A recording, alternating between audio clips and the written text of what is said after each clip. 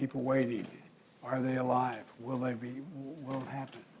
And so our heart goes out to them. And the people of Florida, I've spoken to Debbie Wasserman Schultz. I've spoken to most of the folks down there and authority.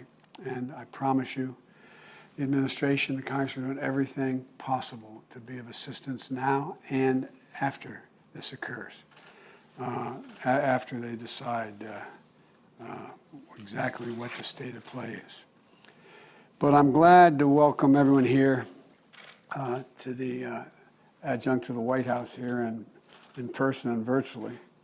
Survivors and family members, victims, and the path-breaking leaders like Senator Baldwin. Just over 5 years ago, the Pulse nightclub, a place of acceptance and joy, became a place of unspeakable pain and loss.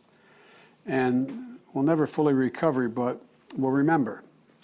And what we're going to do is what the members of Congress here did, and enshrine in law, as a consequence of that law, enshrine in perpetuity, literally a monument to the loss that occurred there and an absolute determination that we're going to deal with this every single solitary day and make sure that we're not in a position to see this happen again. Behind me, you see on either board there the 49 lives lost, family members, parents, friends, veterans, students, young, Black, Asian, Latino, all fellow Americans. And in their memory, and for the countless others forever scarred, is why I signed this today. And let me say how much I appreciate, and I mean this sincerely, the commitment of the members of the House and Senate to make sure that we don't forget, that this isn't forgotten.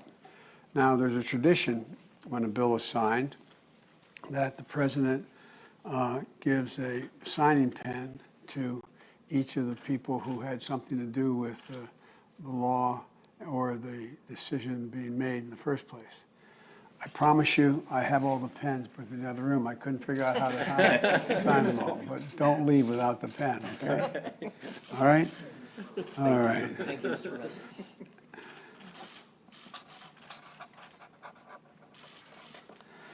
May we never have to sign another, no president ever have to sign another monument like this.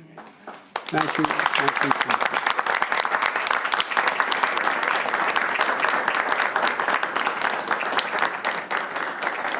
One last thing. As I said to the survivors and those who lost folks a little earlier in private, you know, what the Congress has done means a great deal, and it's important. But it's really hard. It brings back everything as if it happened yesterday. And every time there's a memorial service for our son, Bo, you know, you're flattered, you feel good about it, you think it's wonderful, the recognition, but it's tough. It's as if it happened yesterday. It happened the day before. It happened the moment you're signing it. So I want to thank the folks who are here and the folks who are survivors who are on Zoom with us. I want to thank them for their courage. I really mean it, for their courage. But I promise you, none of the members of Congress that are here, nor I, nor Jill, are going to let up until we deal with equity across the board. Thank you so very much. Thank you, Mr. President. You got to come back and get your pens. All right? Or I'll end up with 17 pens that I don't know what to do with. So, okay? Thank you for signing our bill, Mr. President. Well,